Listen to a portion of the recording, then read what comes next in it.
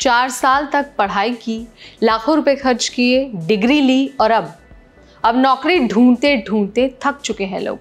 State department जैसी जगहों पर भर्ती बंद है, 1300 से ज़्यादा सरकारी नौकरियां कट चुकी हैं और प्राइवेट कंपनियां भी हायरिंग से पीछे हट गई हैं।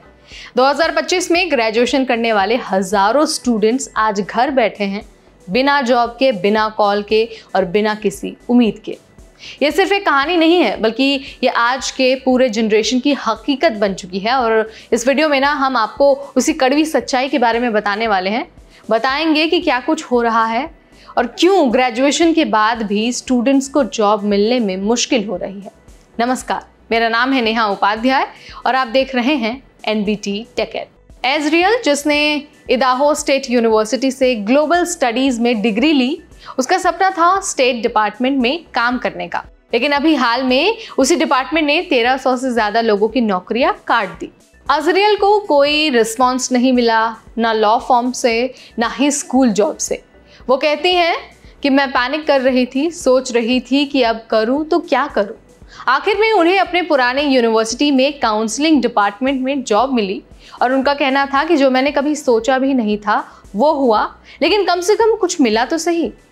फेड रिजर्व के इकोनॉमिस्ट जेसन एबल कहते हैं कि पिछले 10 साल में कोविड को छोड़ दें तो 2025 का ग्रेजुएट जॉब मार्केट सबसे टफ है। फेडरल गवर्नमेंट जॉब्स कम कर रही है, टेक और कंसल्टिंग सेक्टर हायरिंग रोक रहा है, बिजनेस अनसर्टेनिटीज की वजह से वेट एंड वॉच वाले मोड में हैं। यानी कि जो लोग कॉलेज से निकल रहे हैं उनके लिए एंट्री लेवल जॉब्स भी कम हो गई हैं। कई लोग मानते हैं कि AI जॉब्स खा रहा है, लेकिन एबल कहते हैं कि AI का असर फिलहाल लिमिटेड है। असली वजह है बिजनेस का हायरिंग से डरना। जिप रिक्रूटमेंट की एक रिपोर्ट बताती है कि ग्रेजुएट्स की उम्मीद और रियलिटी में सैलरी गैप बहुत बढ़ गया है। पहले जहां पर कंपनियां खुद कॉल कर रही थी, वहीं अब कंपटीशन हाई है और ऑफर्स कम हो गए हैं। जिप रिक्रूटर की एक्सपर्ट है सैम का कहना है कि अभी का टाइम एम्प्लॉयर्स का है, कंपनियों का है, कैंडिडेट्स का नहीं है। इसके अलावा NACE की जो निकोले हैं वो कहती हैं कि स्टूडेंट्स को अब फ्लेक्सिबल रहना होगा। जो पहला जॉब स्टूडेंट्स को मिलेगा उसे एक्सेप्ट करना है और उसे सीखने का मौका समझना है। मतलब अगर पहला जॉब ड्रीम जैसा नहीं है तो भी वो एक स्टेपिंग स्टोन बन सकता है। कॉलेज डिग्री का फ़ायदा 1-2 साल बाद दिखता है, तुरंत आपको उसका असर नहीं दिखता है। इसलिए जो आपको सबसे पहले मिले उसे ग्रैब करना ही समझदारी है। NYFED की रिपोर्ट कहती है कि शुरुआत में भले ही जॉब मनपसंद न मिले, लेकिन कुछ सालों में ज़्यादातर ग्रेजुएट्स बेहतर जॉब हासिल कर लेते हैं और ग्रेजुएट्स की जो अनएम्प्लॉयमेंट रेट है वो करीब 6% है, जबकि जिनके पास डिग्री नहीं है उनके लिए ये करीब 7% है। एजरियल अब अपनी यूनिवर्सिटी की जॉब से खुश है, साथ ही वो पब्लिक एडमिनिस्ट्रेशन में मास्टर्स की तैयारी कर रही हैं। उनका कहना है कि मैं स्टेट डिपार्टमेंट को छोड़ना नहीं चाहती, ये सिर्फ एक छोटा सा ड्यूटर है, उनका ये कहना है।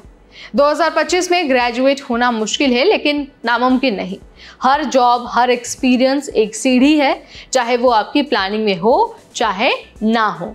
तो आपको पहली जॉब जो भी मिलेगी उसे ग्रैब करना ही समझदारी है। 2025 में जिस तरह से हायरिंग फ्रीज हो गई है, कंपनियां रिस्क लेने से डर रही हैं, उस टाइम में जॉब अनसर्टेनिटीज इतनी ज़्यादा है, अनएम्प्लॉयमेंट रेट इतना बढ़ रहा है, ऐसे में आपको हर मौके को ग्रैब करना चाहिए और आपको ये नहीं सोचना चाहिए कि भाई मैं तो अपने ड्रीम जॉब का इंतज़ार करूँगा। ड्रीम जॉब के पीछे ज़रूर भागे, लेकिन जब आप स्टेबल हो जाएं उसके बाद। आप क्या इस बात से ताल्लुक़ रखते हैं? कमेंट के जरिए आप मुझे बता सकते हैं। इस वीडियो में फिलहाल इतना ही। तब तक मुझे यानी नेहा को दीजिए इजाज़त। Keep watching NBT take.